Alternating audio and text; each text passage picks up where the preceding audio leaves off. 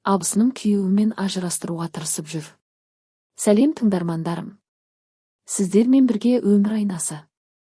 Каналыма тіркеліп қоңырау белгісін басуды ұмытпаңыздар. Айранда ұйыған жап-жақсы отбасымыз деп айталамын. Ұсақ-түйек ұрыстар боп тұрады, әрине. Ондай барлық отбасында болады деп ойлаймын. Бірақ біздің үйдегі осындай кішігірім түсініспеушіліктерге абысыным араласа береді. Ол араласқан мәселе ушығып, үлкен дауға айналатын болды. Осының себебін түсінбей жүредім, абысынымнан әбден көрдім. Келін болып түскеннен аңдығанымен. Енеме жамандауы, қайынбикелеріме өсектеуі әбден шаршатты. Осы шаңыраққа менен бұрын келін болып түсіп, тәжірибесі көптеу болған соң, үйдегілер көбінесе сол абысынымен санасады. Ал менің айтқанымды ешкім құлағына ілмейді, сенбейді, түсінгілері келмейді. Соны пайдаланғысы келеме әлде өзі сияқты үйде отырмай, жұмыс деп табыс тапқанымды көре алмай ма, әйтеуір жақтырмағанын сездіріп жүреді. Тіптен бір байға тиген дейміз. Неге соншалықты қадалып қалғанын білмеймін. Басқа тірліктеріме араласқаны мейлі, тым құрыса түнгі ұйқымен төсегімді аңдуы шектен шықты. Бұл абысынымның қызғанышынан туындаған жағдай ма, түсініксіз. Қашанғы сүмірейе беремін, бір күні қатты ашуым келгенде төркініме кетіп қалдым.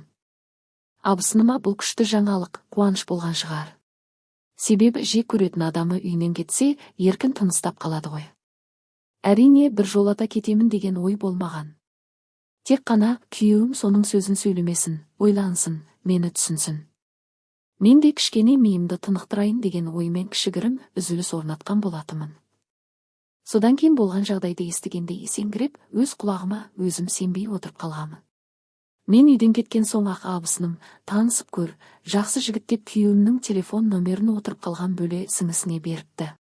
Ондағы мақсаты да белгілі ғой, заңды түрде ажыраспасақ та арамызға өзге адамды кірістіріп, барлығын шешіп тастағысы келген. Екеуі бір-бірімен сөйлесіп, жақын болып кетсе, бәлкім үйленіп кетер деп дәмеленген ғой.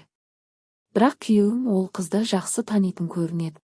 Жүріс-тұрысы көп қыз болған соң хабарласпа маған деп оны бұғаттап тастаған екен.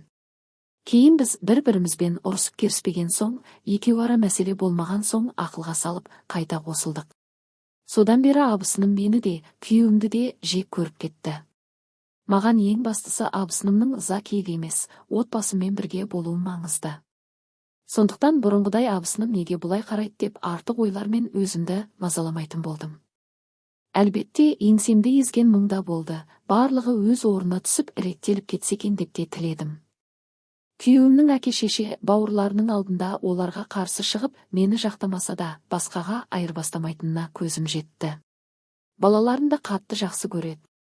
Ендеше біз басқалар үшін неге азап шегіп, өмірімізді қиындатуымыз керек.